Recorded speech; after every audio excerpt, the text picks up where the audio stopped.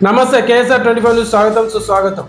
బెజ్జంకి మండలం పోతార గ్రామంలో గత 15 సంవత్సరాల క్రితం విద్యార్థులు లేక మూతబడిన పాఠశాలని విద్యాశాఖ అధికారి శ్రీనివాసరెడ్డి ప్రారంభించారు. రాష్ట్ర ప్రభుత్వం ఆదేశాల మేరకు ప్రతి గ్రామంలో ప్రభుత్వ పాఠశాల ఉండాలనే ఉద్దేశంతో పోతార గ్రామంలో మూతబడిన ప్రభుత్వ పాఠశాలను సిద్దిపేట జిల్లా విద్యాశాఖ అధికారి శ్రీనివాసరెడ్డి చేతుల మీదుగా ఓపెనింగ్ చేసి విద్యార్థులకు స్కూల్ యూనిఫామ్ పంపిణీ చేశారు.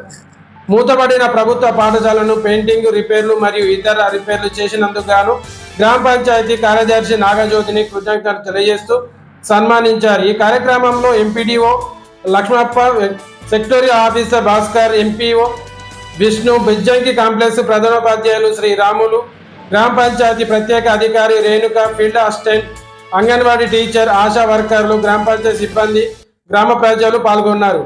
చూస్తూనే ఉండండి మరిన్ని అప్డేట్ కోసం కేఎస్ఆర్ 24 న్యూస్.